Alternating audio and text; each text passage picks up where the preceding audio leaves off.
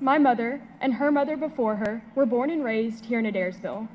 Like us, they attended school with the same people from kindergarten to 12th grade.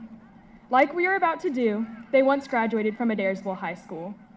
In crafting my own speech, I looked to theirs for inspiration, hoping to find some common thread connecting the classes of 1961, 1995, and 2024. I was struck, however, by the uncertainty of the future reflected in their speeches. My grandmother and my mother both returned to Adairsville to raise their own families, along with many of the classmates they had graduated with. When I first read these speeches, I didn't understand why they could possibly be so full of goodbyes when many of the graduates returned to the same small town where everyone knows everyone. To be fully honest, this is one of the reasons that I haven't always loved growing up in a small town. As many of us have found, it can be difficult to keep secrets from the people who used to lend you money to get a Kona ice during recess, to be mad at that one person who stuck with you through your awkward middle school vines phase, or to move on from that one past relationship when all of your friends are still friends. I know that many of us have expressed a desire to escape this hyperconnectivity and to eventually move away. Considering this, I have found it difficult to understand why now, in the face of walking across this stage, I find myself clinging to every precious memory of the last 13 years. To frame their farewell sentiments, both my grandmother and my mother quoted the poem Ulysses by Tennyson. I am a part of all that I have met, yet all experience is an arch wherethrough gleams that untraveled world, whose margin fades forever and forever when I move. In reading my mother's and grandmother's speeches, I have realized that although our graduation nights span a difference of over 60 years, all of us Adairsville High School graduates face the same daunting task. We are not just leaving behind our awkward teenage years. We are leaving behind parts of ourselves.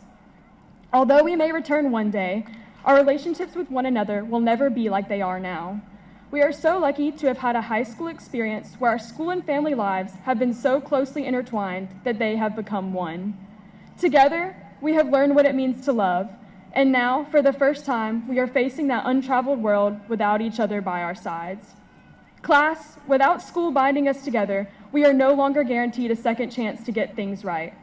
This is our last chance to let each other know how much we have meant to each other, our last chance to be young together. With this in mind, I have 3 requests. First, I ask that we do not leave tonight without properly saying goodbye. Whatever has separated us through these past 4 years, let it not be what defines our memories of each other. Let pride not stand in the way of saying thank you to your first friend, your first love, your first challenging teacher, or even your first rival. We owe it to each other. Second, let us not deny the parts that we hold in each other. The memories that we have created bind us together as a class and shape who we are becoming. Our high school experience now lives on only within us, so we must be diligent in reliving these moments with each other when the opportunity arises. And finally, when we see each other at the grocery store or when our kids are one day playing each other in rec ball, I ask that we do not avoid each other's eyes.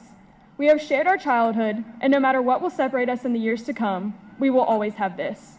As Ulysses continues, how dull it is to pause, to make an end. Though much is taken, much abides.